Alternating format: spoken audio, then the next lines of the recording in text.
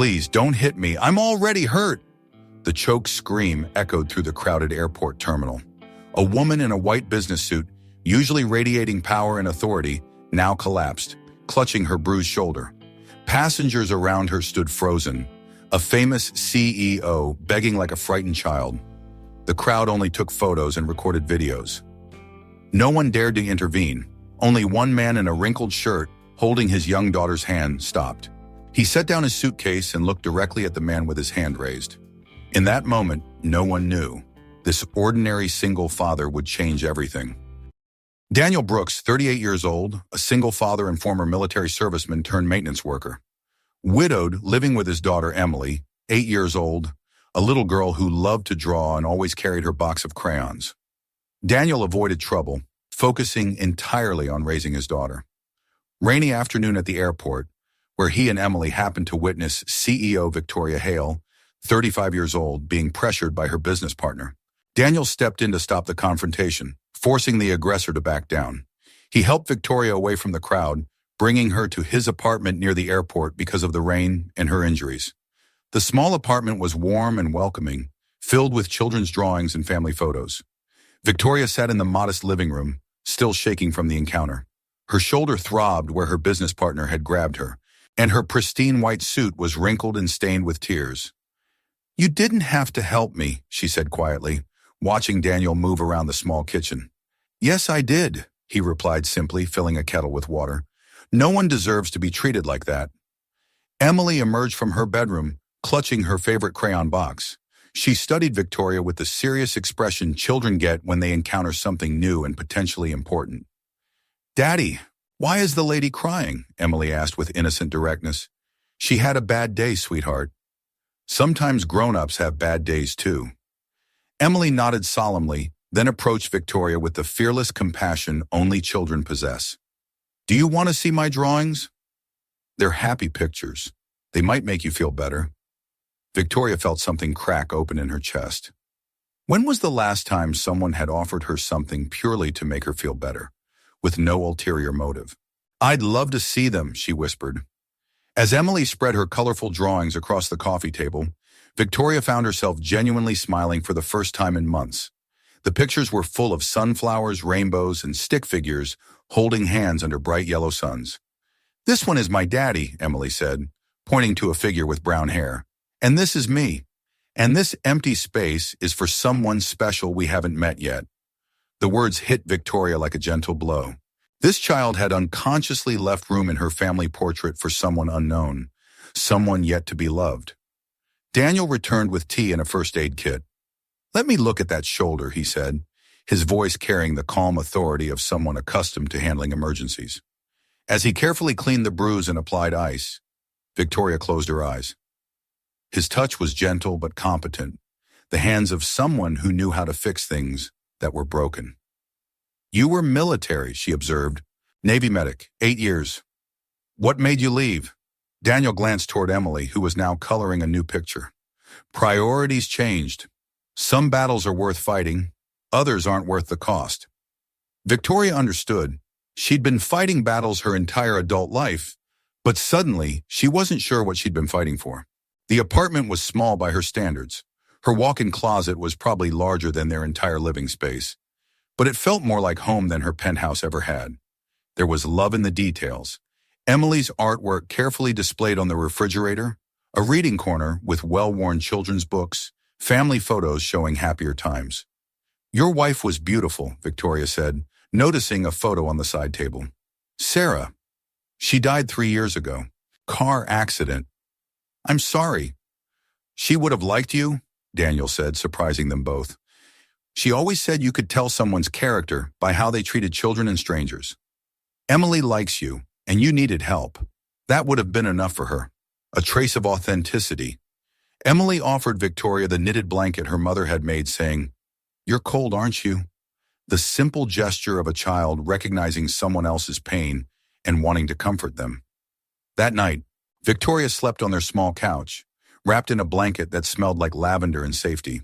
For the first time in years, she felt protected instead of powerful, and discovered she preferred it. In the small kitchen, Daniel cleaned Victoria's wounds and made ginger tea for her. Victoria shared her story. Being forced into a marriage to keep her CEO position, she was just a pawn in a business deal. Daniel told his story, losing his wife once thinking about giving up, but Emily kept him anchored to life. The atmosphere grew heavy with shared silence. Daniel said, "You don't have to be strong tonight." Victoria broke down crying. They stayed up until 3 a.m., sharing their fears and losses. The next morning, Victoria joined Emily making pancakes. Clumsy and unpracticed, she burned the edges. Victoria had never made breakfast before. In her world, meals appeared on schedule, prepared by staff she barely acknowledged. But standing in Daniel's tiny kitchen, trying to flip a pancake while Emily provided enthusiastic coaching, felt revolutionary. No, you have to wait for the bubbles," Emily instructed with the patience of a born teacher. "See?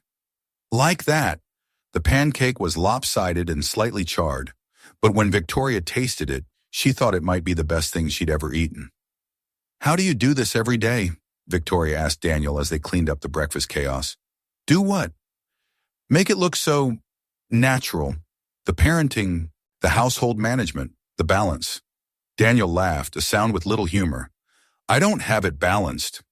I'm making it up as I go along, hoping I don't mess her up too badly." "You're an amazing father." "I'm a father who loves his daughter and tries his best. Some days that feels like enough. Other days—" He didn't finish the sentence, but Victoria understood. She'd spent her entire adult life trying to be perfect at everything, and it had left her empty and alone. Over the following days, Victoria found herself returning to their apartment after work. She told herself she was just checking on her injuries, but truthfully, she craved the warmth she found there. Emily had declared Victoria her special friend and insisted on showing her everything. Her rock collection, her favorite hiding spot behind the couch, the way she organized her crayons by color intensity. "Do you want to help me plant flowers?" Emily asked one afternoon. "Daddy said we could make a garden on the balcony." Victoria had never planted anything in her life, but she found herself kneeling on the small balcony, digging her manicured nails into potting soil, while Emily supervised with professional seriousness. "The flowers need love to grow," Emily explained. "You have to talk to them and give them water and make sure they get sunshine." "What do you talk to them about?" "I tell them about my day, and I tell them about Mommy, so they know about her too." Victoria felt tears she didn't understand. "What was your mommy like?" Emily's face brightened. "She was really good at hugs, and she made the best cookies, and she always knew when I was sad, even when I tried to hide it. I bet she was wonderful." "She was. But now Daddy is sad sometimes, and I think he needs someone to take care of him too." The innocent observation hit Victoria like a revelation. She'd never thought about taking care of someone else without expecting something in return. That evening, while Emily drew at the kitchen table, Victoria and Daniel talked on the small balcony. "Can I ask you something?" Victoria said. "Always. Why did you help me that day?" "You didn't know who I was. Does it matter who you were?" "Most people think so." Daniel considered this. "I helped you because you needed help. Everything else is just noise. Even knowing who I am now, what I represent, you represent someone who was being hurt and needed protection. That's all I saw. That's all that mattered." Victoria had never experienced being seen so simply, so clearly, without the filter of her wealth and position. "Daniel," she said quietly, "I need to tell you something. My family, my board, they're going to come looking for me. They won't just let me disappear." "Are you planning to disappear?" The question caught her off guard. "I don't know. I don't know what I'm planning. For the first time in my life, I'm not following a strategic plan." "How does that feel?" "Terrifying and liberating." "Good. Fear means you're taking a real risk. Liberation means it's worth it." 2 days later, Victoria made a decision that surprised everyone, including herself. She submitted her resignation as CEO effective immediately. "You don't understand," her assistant said over the phone. "The board meeting is tomorrow. The merger depends on your presence." "Then they'll have to figure it out without me." "Victoria, this is career suicide." Victoria looked around Daniel's living room, where Emily was teaching her how to braid friendship bracelets while Daniel prepared dinner in the kitchen. Maybe, she said. Or maybe it's the first honest decision I've ever made. A trace of authenticity. Emily burst into laughter, saying, "You cook just like Daddy." All three of them laughed together, creating a moment of pure warmth and connection that felt more valuable than any business achievement Victoria had ever accomplished. That night, lying on the couch that had become her refuge, Victoria realized she was falling in love, not just with Daniel, but with the life they'd created. A life where pancakes could be burned and still perfect, where friendship bracelets were important currency, where love was measured in small daily kindnesses rather than grand gestures. For the first time since childhood, Victoria fell asleep looking forward to tomorrow instead of dreading it. 3 days later, luxury cars and lawyers arrived at the apartment building to apply pressure. A man mocked condescendingly, "You have nothing if you don't come back." Daniel remained calm. "She's a person, not property." Victoria stood tall and declared, "I'm not going back. I choose myself." She placed her company card, ring, and car keys on the table, symbols of old power being rejected. The group withdrew with threats. "You'll be left with nothing." Victoria collapsed. "They're right. I have nothing." Daniel shared his wife's words before she died. "Don't try to save everyone. Just hold the hand of someone who's trembling until they can stand." Daniel placed his hand beside hers, letting Victoria choose to place her hand on his. The confrontation came sooner than expected. Victoria woke on the third morning to find 3 black SUVs parked outside Daniel's building. "They're here," she whispered, watching from the window as men in expensive suits emerged from the vehicles. Daniel looked outside and recognized the setup immediately. "Emily, go to your room and close the door." "But Daddy—" "Now, sweetheart, please." The knock on the door was sharp and demanding. Daniel opened it to find Victoria's stepbrother, Marcus, flanked by 2 lawyers and a security team. "Ms. Hale," Marcus said, barely acknowledging Daniel's presence, "this foolishness ends today." "I'm not going anywhere," Victoria said, stepping beside Daniel. "Look around you." Marcus gestured dismissively at the modest apartment. "This is what your rebellion has brought you. A tiny apartment with a maintenance worker and his child. Is this really what you want?" "Yes," Victoria said without hesitation. "This is exactly what I want." Marcus laughed coldly. "You think this is real? You think he actually cares about you? He's using you for your money, your connections." "I don't have money or connections anymore," Victoria interrupted. "I resigned, remember? A tantrum we can fix. But this—" He looked at Daniel with disgust. "This is beneath you." Daniel had remained silent throughout the exchange, but now he stepped forward. "You're done talking," he said quietly. "She's told you her answer. Time to leave." "And who exactly are you to make demands?" Marcus sneered. "Some nobody playing white knight. I'm someone who understands that people aren't possessions to be collected or traded." The lawyers began pulling out documents, talking about breach of fiduciary duty and family obligations. Victoria listened to them reduce her life to legal terminology and felt something crystallize inside her. "Stop," she said firmly. "All of you, stop talking." She walked to the kitchen table where Emily had left one of her drawings, a picture of 3 stick figures holding hands under a rainbow. "You want to know what I choose? I choose this. I choose people who see me as a person, not an asset. I choose a life where love isn't conditional on performance metrics." "You're being naive," Marcus said. "What happens when the novelty wears off? When you realize what you've given up?" Victoria looked at Daniel, then toward Emily's bedroom where she could hear the little girl humming while she played. "Then I'll still have chosen to be human instead of a corporation." She removed her designer watch, the last expensive item she wore, and placed it on the table with the other symbols of her former life. "I quit, all of it. The board, the family trust, the obligations. I choose something real." Marcus's face turned red with fury. "You're throwing away $1 billion legacy for what? Love?" He said the word like it tasted bitter. "Yes," Victoria said simply. "Love.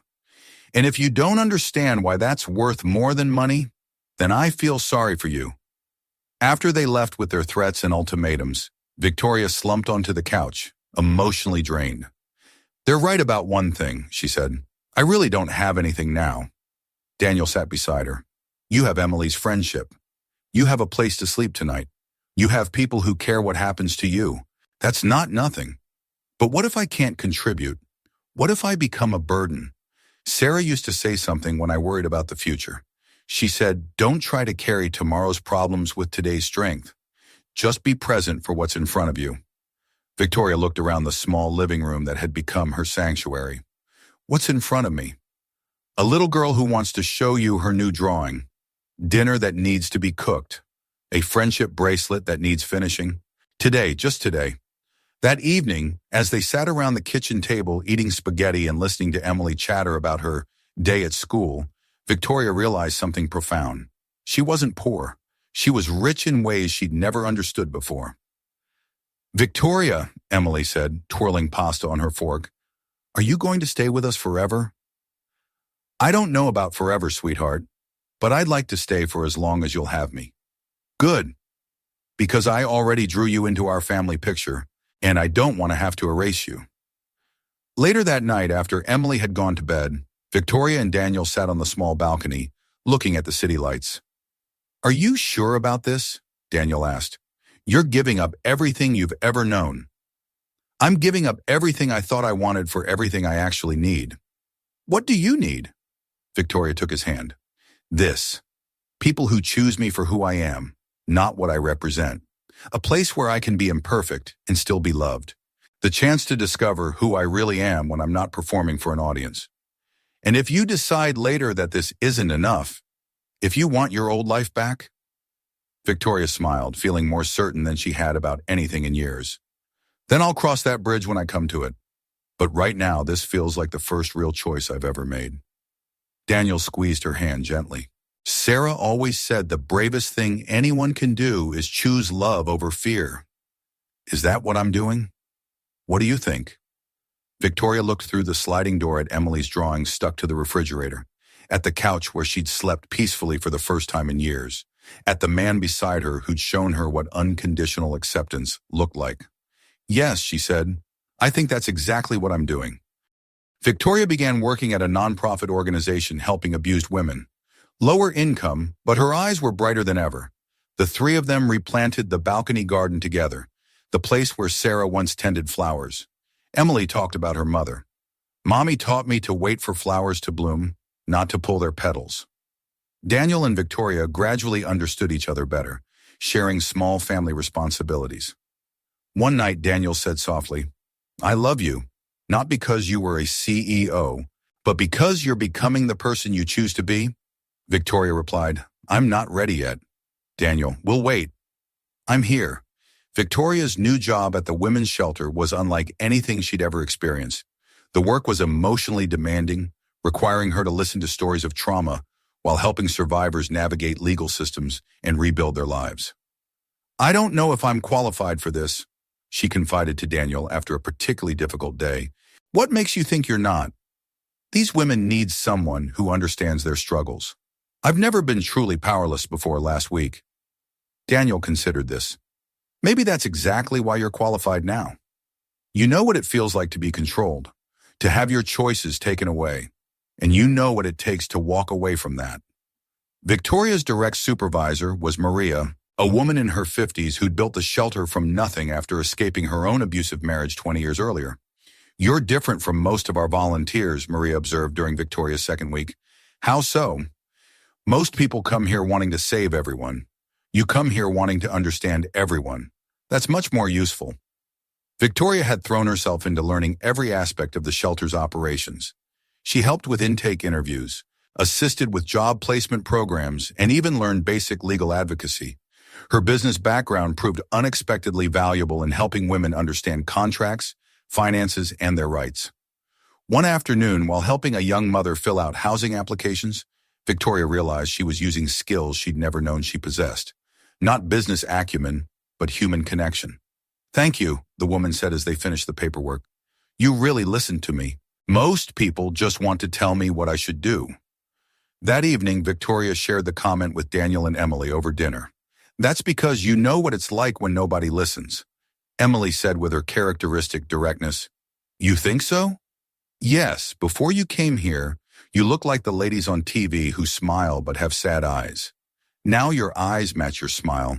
The observation, delivered with a child's uncomplicated honesty, made Victoria's throat tight with emotion. Their life together had developed its own rhythm. Victoria would arrive home in the evening to find Daniel helping Emily with homework, while dinner simmered on the stove. She'd change out of her work clothes and join them, often taking over reading duties while Daniel finished cooking. "I like this," Emily announced one evening as they sat around the kitchen table. "It feels like we're a real family now." "Weren't we a real family before?" Daniel asked gently. Emily considered this with her usual seriousness. "We were a good family. But now we're a complete family. Like the drawing I made." She showed them her latest artwork, 3 figures standing in a garden, each holding a different flower. "This is us," she explained. "Daddy has a strong flower because he takes care of us. I have a happy flower because I'm still growing. And Victoria has a beautiful flower because she learned how to bloom." Victoria felt tears she didn't try to hide. "It's perfect, sweetheart." Later that evening, while Emily was in the bath, Victoria and Daniel worked together in their small balcony garden. The flowers Sarah had originally planted were thriving under their care. "I keep thinking about what Emily said," Victoria said, carefully watering a row of marigolds. "About being complete." "What about it?" "I've never felt complete before. I've felt successful, accomplished, powerful, but never whole." Daniel looked up from the herbs he was trimming. "What's the difference? Complete means all the parts fit together naturally. Successful just means you've achieved someone else's definition of worth." They worked in comfortable silence, their hands occasionally brushing as they tended the plants. Victoria found herself studying Daniel's profile in the fading light, memorizing the concentration in his expression. "Daniel," she said quietly, "that night you said you loved me." He stopped working and gave her his full attention. "I wasn't ready to hear it then, but I think I am now." "And?" Victoria set down her watering can and faced him fully. "I love you too. Not because you rescued me, though you did. Not because you gave me a place to belong, though you did that too. I love you because you saw who I could become before I even knew that person existed." Daniel reached out and cupped her face gently. "Are you sure? Because once we cross this line, there's no going back to being just friends." "I don't want to go back to anything. I want to move forward. With you. With Emily. With this life we're building together." When Daniel kissed her, Victoria tasted earth from the garden on his lips and thought it was the most honest kiss she'd ever received. From inside the apartment, they heard Emily calling, "Are you guys being mushy out there?" They broke apart, laughing. "Yes," Daniel called back. "Very mushy." "Good," Emily replied. "Mushy is when you know it's real love." Victoria and Daniel looked at each other and laughed again, realizing that an 8-year-old had just provided the most accurate definition of love either of them had ever heard. One morning, Emily showed Victoria a drawing of 3 people in a flower garden with the caption, "My family is growing." Victoria cried, feeling chosen for the first time in her life. She said, "If you two still need me, I want to stay." Daniel embraced her. "Welcome home." The sunlit kitchen filled with Emily's laughter, Daniel making coffee, Victoria watering flowers on the balcony. Gentle twist, Victoria discovered military medals and thank you letters. Daniel had once saved an emergency flight, but never mentioned it. The knitted blanket, the drawings, the garden. Symbols coming full circle. 6 months after walking away from her corporate empire, Victoria's life looked nothing like what she'd planned and everything like what she'd needed. She'd moved into a small apartment 3 blocks away, close enough to be part of Daniel and Emily's daily routine, while maintaining the independence that felt healthy for all of them. Her work at the shelter had evolved into a leadership role, using her business experience to expand their programs and secure better funding. She was earning a fraction of her former salary, but felt richer than she ever had. "I have something to show you both," Emily announced one Saturday morning, producing a large poster she'd been working on secretly. It was a timeline of their story, illustrated with her distinctive artistic style. The day Victoria needed help was prominently featured, but surrounding it were dozens of smaller moments. First pancakes, garden planting, family movie night, learning to be happy. This is our story, she said proudly. It starts scary, but gets beautiful. Victoria felt overwhelmed by the child's ability to see their unconventional beginning as part of a larger, beautiful narrative. That afternoon, they received an unexpected visitor. Daniel's former commanding officer, Colonel Martinez, arrived in uniform carrying a briefcase. "Brooks," he said, embracing Daniel warmly. "Good to see you, son." "Colonel, what brings you here?" "Official business, actually. There's someone who's been trying to reach you." Victoria watched curiously as the colonel opened his briefcase and pulled out several letters and photographs.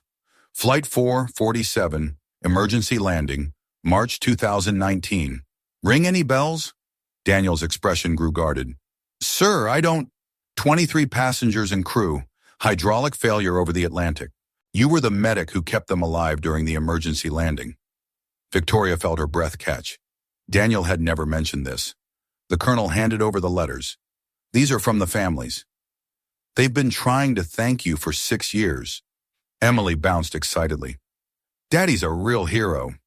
"He always was," the colonel said, "but he's also humble to a fault." After the colonel left, Victoria confronted Daniel in their garden.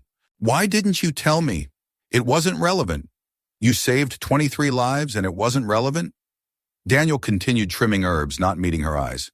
"I did my job, that's all." "Daniel, look at me." When he finally did, she saw the same humility that had drawn her to him originally. "You don't see it, do you? The pattern. You saved those passengers. You saved me at the airport. You save Emily every day just by being her father. You don't rescue people for glory or recognition. You do it because it's who you are." I see people who need help, and I help. It's not complicated." Victoria laughed, not from humor, but from wonder. That's exactly what makes it extraordinary. That evening, as they prepared dinner together, Emily made her final announcement of the day. "I know what I want to be when I grow up." "What's that, sweetheart?" Daniel asked. "I want to help people like you and Victoria do, but I want to help them with art, so they remember how to be happy." Victoria and Daniel exchanged glances over her head, both understanding that their daughter, because that's what Emily had become to Victoria, had already learned the most important lesson of all. Later, as Victoria watered the flowers that had become symbols of their growth together, she noticed something. The knitted blanket Emily's mother had made was folded neatly on a chair nearby, no longer stored away, but integrated into their daily life. "Sarah would be proud," she said to Daniel. "Of what?" "Of the family you've built, of the man Emily's becoming because of your example, and of the life you've created from love instead of fear." Daniel nodded, touching the blanket gently. "She always said home wasn't a place. It was the people you couldn't imagine living without." Victoria smiled, understanding finally what home actually meant. Final message. Family isn't where you're born, but where you're chosen and choose again every single day. If you believe healing stories like this deserve to be told, please leave a comment and subscribe to Hidden Heart Stories. We tell stories that shouldn't be forgotten.